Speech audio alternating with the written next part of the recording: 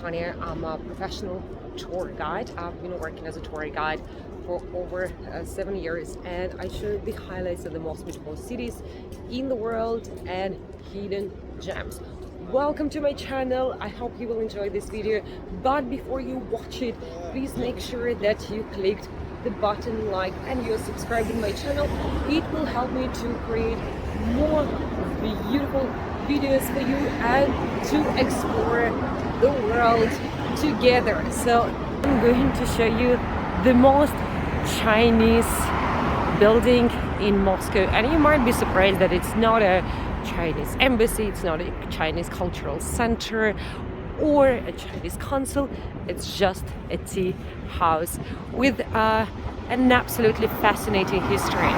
So before we will talk about it, let me show you the street where I'm standing. The name of the street is Mesnitskaya. It's near the subway station called Чистые пруды, clean ponds. And the name Mesnitskaya derives from the word мясо, which means meat in Russian. So it's actually pretty easy to assume that a long time ago we had butchers in the street. It's a very nice street to stroll around. If you have a chance to visit Moscow, there are some nice cafes and restaurants, revenue houses, and even estates that survived from all the events that we had in our history.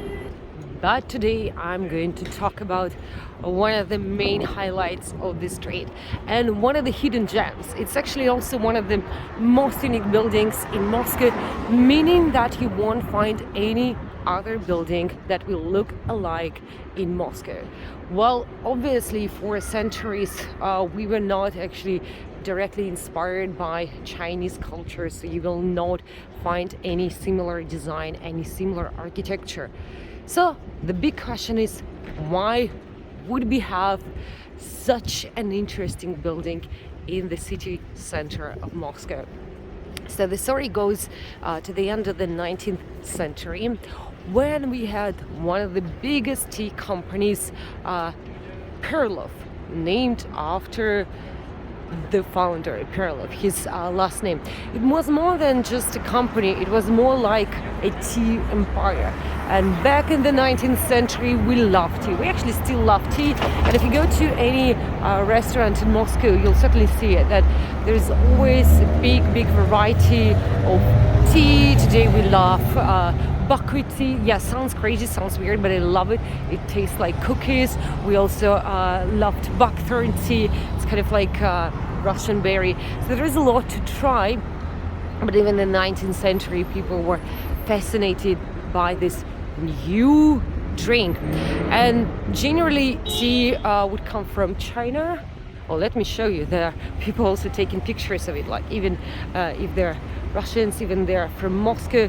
Again, like we have a list of the most unique and special places in the city, so it's certainly in the top 10, if not in the top 5. So generally it would come from China, and we had, you know, 3 big tea companies. So one of them was Perlov, and again it was more like a dynasty.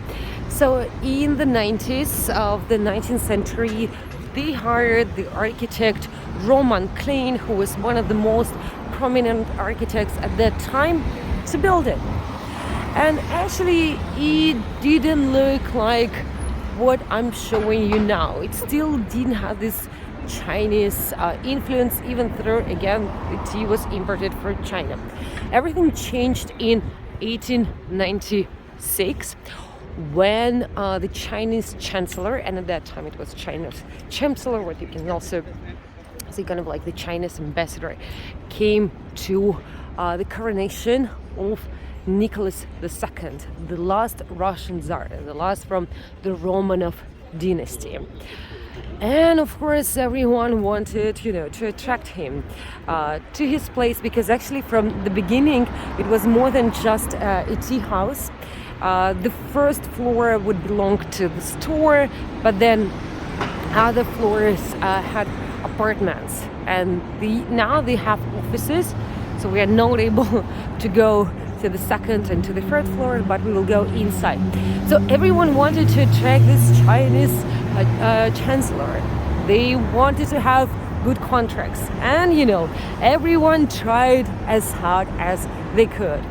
Perlov, Sergei Perlov, invited Karl Gippius, who is actually a student of Roman Klein, to redesign, to transform this building into a Chinese pagoda, or we also refer to it as a Chinese lacquer box.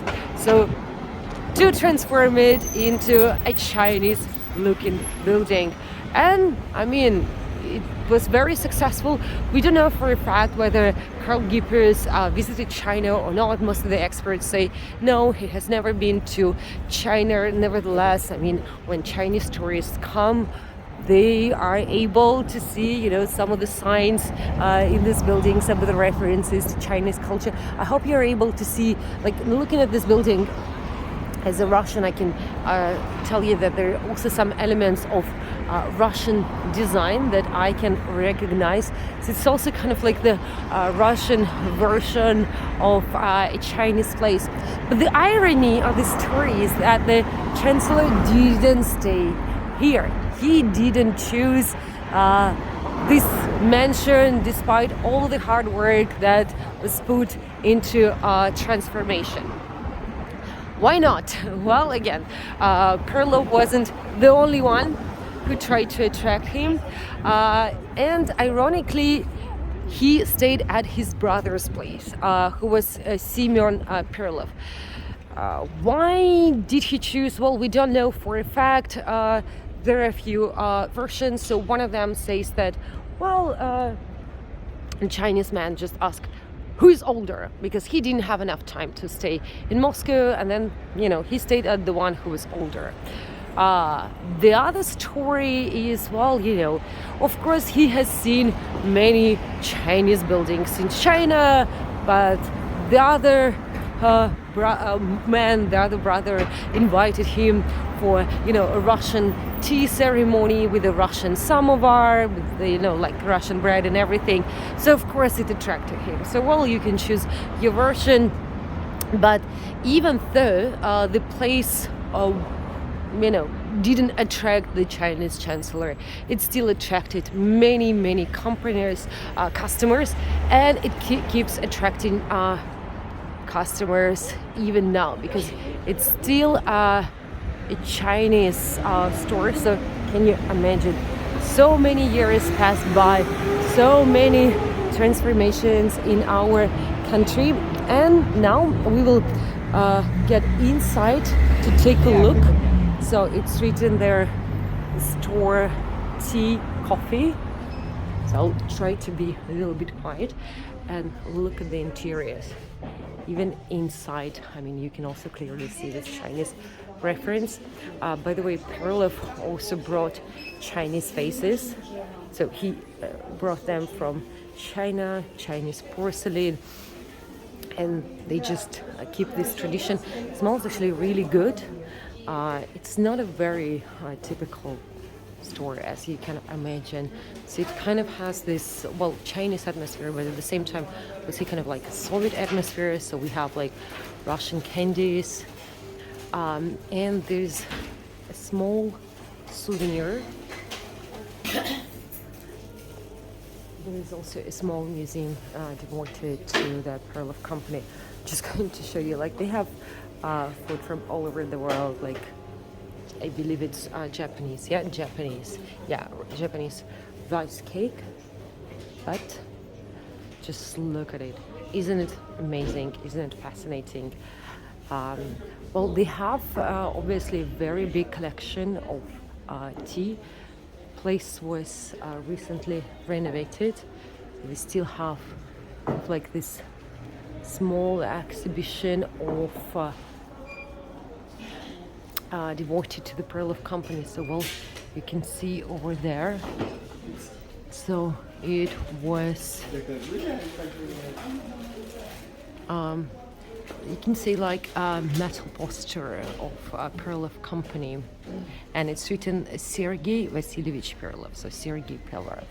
There it's also the tea house of Sergei Perlov. It's interesting how two brothers were competitors. And then we can also see some boxes. So it's written that it's from the 18th and 19th century, and they're also tea companies. Well, yeah, it was so beautifully made. I really love these older boxes, and we can see also the transformation of the mansion. That's how it used to look like originally. Again, very typical. And then the second plan. So let's walk around a little bit more. There's another ways. So if you're enjoying this video, please press the button like.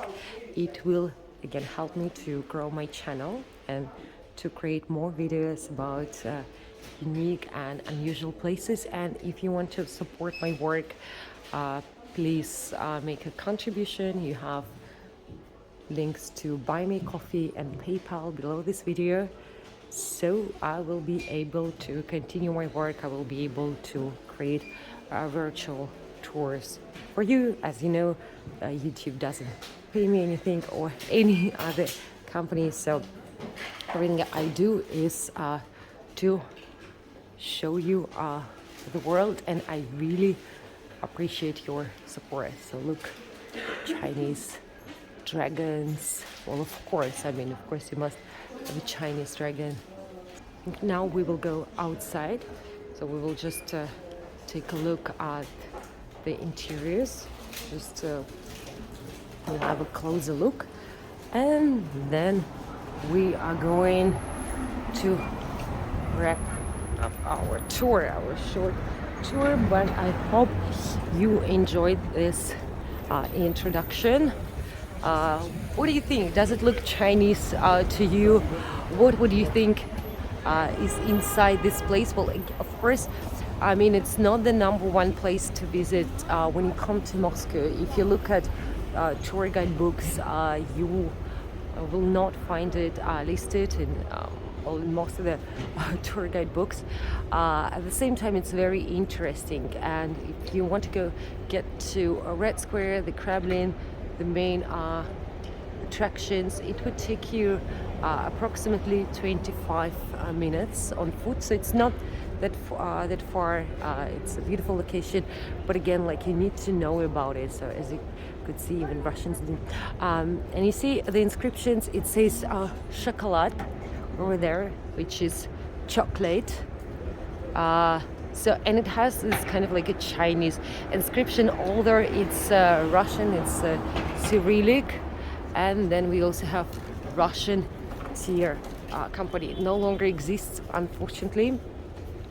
There's another actually Russian company that was also one of the emperors of tea at that time.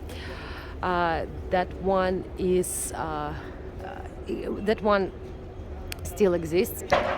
The family is Vysotsky, but this company is now in Israel, so we don't have this tea in Russia. If you been to Israel or you are from Israel and you've seen Vysotsky tea, so you might know that it's originally from Russia, and they actually lived nearby, also near the subway station that is now known as Чистый пруд. So this is cacao. Well, this is also a good way to learn Russian or to practice Russian. Also look at the showcase. Very nice, very beautiful. So it all says like Perlov dynasty. So the place was nationalized after the revolution, and even after the collapse of the Soviet Union, the family kind of like claimed their rights, and they even invested money into restoration of this building, but unfortunately no luck. This one says fruits. So, more dragons. Very beautiful. There is so many elements also to explore, to look at. I love it. I absolutely love it. One of my favorite places also in this area. So I hope you enjoyed it. If there is some other videos that you would like to watch. There are some tours that you're interested in. Please write it in the comments, and in general I'm happy to see your reactions in the comments. Comments also help to grow this channel, and I really appreciate your support. So thank you very much for watching. We'll be happy to see you again. Goodbye.